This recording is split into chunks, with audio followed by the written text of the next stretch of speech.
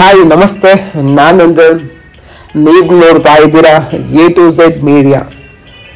ಸ್ನೇಹಿತರೆ, ಇವತ್ತಿನ ವಿಡಿಯೋದಲ್ಲಿ ನಮ್ಮ ಯಂಗ್ಸ್ಟರ್ಸ್ಗಳ ಫೇವ್ರೇಟ್ ಬೈಕ್ ಆಗಿರ್ತಕ್ಕಂಥ R15 ಬಗ್ಗೆ ತಿಳಿಸ್ಕೊಡ್ತಕ್ಕಂಥ ಒಂದು ಸಣ್ಣ ಪ್ರಯತ್ನ ಮಾಡ್ತಾ ಇದ್ದೀನಿ.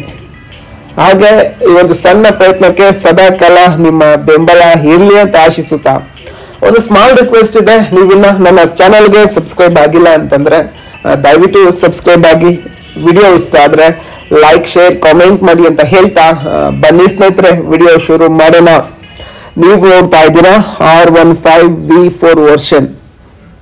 ಬೈಕ್ ಲಾಂಚ್ ಆಗಿ ಒಂದು ವರ್ಷದ ಮೇಲೇನೆ ಆಗಿದೆ. ಆದರೆ ಸೊ ಈಗ ನಾನು ನನ್ನ ಚಾನೆಲ್ ನಲ್ಲಿ ಈ ಬೈಕ್ ಬಗ್ಗೆ ಇವತ್ತು ವಿಡಿಯೋ ಮಾಡೋ ಇಂಟೆನ್ಷನ್ ಇಷ್ಟೇನೆ. ಶೋರೂಮ್ ಹತ್ರ ಹೋಗಿದ್ದೆ, ಒಳ್ಳೆ ಆಫರ್ ಇದೆ ಅಂತ. ನೀವು 30,000 ರೂಪಾಯಿಗಳನ್ನ ಡೌನ್ ಪೇಮೆಂಟ್ ಮಾಡಿದ್ರೆ ಈ ಒಂದು ಬೈಕ್ ಅನ್ನ ನಿಮ್ಮ ಮನೆಗೆ ತೆಗೆದುಕೊಂಡು ಹೋಗಬಹುದು.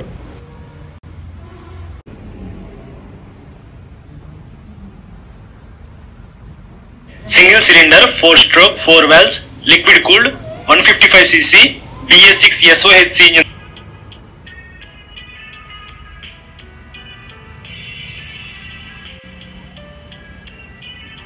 ಅದು ಬಿಟ್ಟು ಫ್ಯೂಲ್ ಟೈಪ್ ಅಂತ ನಾವು ನೋಡೋದಾದರೆ ಫ್ಯೂಲ್ ಇಂಜೆಕ್ಷನ್ ಇದೆ.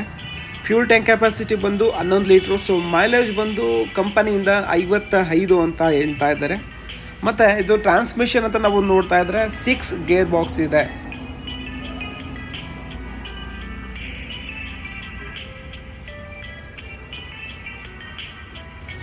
ಇನ್ನು ಅದು ಬಿಟ್ಟು ಈ ಒಂದು bike Yamaha R15 V4 version ಏನಿದೆಯೋ ಕಂಪ್ಲೀಟ್ ಆಗಿ ನಮಗೆ 7 ಕಲರ್ಸ್ ಅಲ್ಲಿ ಅವೈಲೇಬಲ್ ಇರುತ್ತದೆ.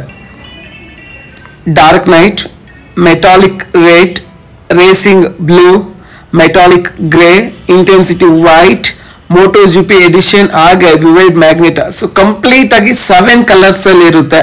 ಸೊ ಇದ್ರ ಅರ್ಥ ಏನು ಅಂತಂದ್ರೆ ನಮಗೆ ಯಾವ ಕಲರ್ ಬೇಕೋ ಆ ಒಂದು ಕಲರ್ ಆರಾಮಾಗಿ ಸಿಗುತ್ತೆ ಅಂತಕ್ಕಂಥದ್ದು. ಇನ್ನು ಇದು ಬಿಟ್ಟು ಸೊ ಈ ಒಂದು ಬೈಕ್ ನ ಒಂದು ಫ್ಯೂಲ್ ಟೈಪ್ ಬಗ್ಗೆ ಮಾತಾಡಬೇಕು ಅಂತಂದ್ರೆ ಸೊ ಫ್ಯೂಲ್ ಇಂಜೆಕ್ಷನ್ ಇರ್ತದೆ. ಸೊ ಹಾಗೆ ಫ್ಯೂಲ್ ಟ್ಯಾಂಕ್ ಕೆಪಾಸಿಟಿ ಬಂದು 11 ಲೀಟ್ರು. ಮತ್ತೆ ಸೊ ಕಂಪನಿಯಿಂದ ಈ ಒಂದು ಬೈಕ್ ನ ಒಂದು ಮೈಲೇಜ್ ಅಂತ 55 ಕೊಟ್ಟಿದ್ದಾರೆ. ಇನ್ನು ಅದು ಬಿಟ್ಟು ಸೊ ಈ ಒಂದು ಬೈಕ್ ನ ಒಂದು ಟಾಪ್ ಸ್ಪೀಡ್ ಬಂದು 140 ಕಿಲೋಮೀಟರ್. ಮತ್ತೆ 6 ಗೇರ್ ಬಾಕ್ಸ್ ಇರ್ತಕ್ಕಂಥ ಒಂದು ಸಾಲಿಡ್ ಬೈಕ್ ಅಂತಾನೆ ಹೇಳ್ಬೇಕಾಗ್ತದೆ.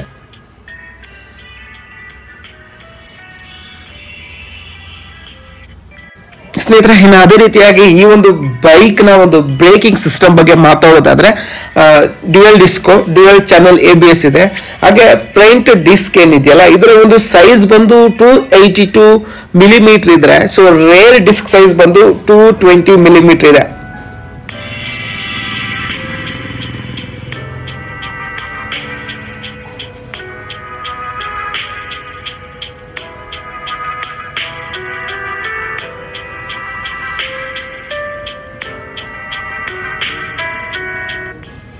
ಇನ್ನು ಅದೇ ರೀತಿಯಾಗಿ ಈ ಒಂದು ಬೈಕ್ನ ಒಂದು ಡೈಮೆನ್ಷನ್ ಹಾಗೆ ವೆಯ್ಟ್ ಅಂತ ನಾವು ನೋಡೋದಾದರೆ ಓವರ್ ಆಲ್ ಲೆಂತ್ ಬಂದು 1990 ಮಿಲಿಮೀಟರ್ ಇದೆ. ಹಾಗೆ ಇದರ ಒಂದು ಓವರ್ ಆಲ್ ವಿಡ್ತ್ ಬಂದು 725 ಮಿಲಿಮೀಟರ್ ಇದ್ದರೆ ಈ ಒಂದು ಬೈಕ್ನ ಓವರ್ ಆಲ್ ಲೆಂತ್ ಬಂದು 1135 ಮಿಲಿಮೀಟರ್ ಇದೆ. ಹಾಗೆ ಗ್ರೌಂಡ್ ಕ್ಲಿಯರೆನ್ಸು 170 mm ಇದೆ. ಇದರ ಅರ್ಥ ಏನು ಅಂತಂದರೆ ಯಾವುದಾದ್ರೂ ಒಂದು ಹಳ್ಳ ಬಂದಾಗ ಕೂಡ ಬೈಕಿಗೆ ಸೊ ಕೆಳಭಾಗದಲ್ಲಿ ಏನು ಕೂಡ ಡ್ಯಾಮೇಜ್ ಆಗೋದಿಲ್ಲ. ವೀಲ್ ಬೇಸ್ ಬಂದು ಸೊ 1325 ಮಿಲಿಮೀಟರ್ ಇರ್ತದೆ. ಹಾಗೆ ಒಂದು ಕೆರ್ಬ್ ವೆಯ್ಟ್ ಅಂತ ಬಂದರೆ ಸೊ 141 kg ಇರುತ್ತೆ. ಮತ್ತು ಫ್ಯೂಲ್ ಕೆಪಾಸಿಟಿ ಬಂದು 11 ಲೀಟರ್ಸ್.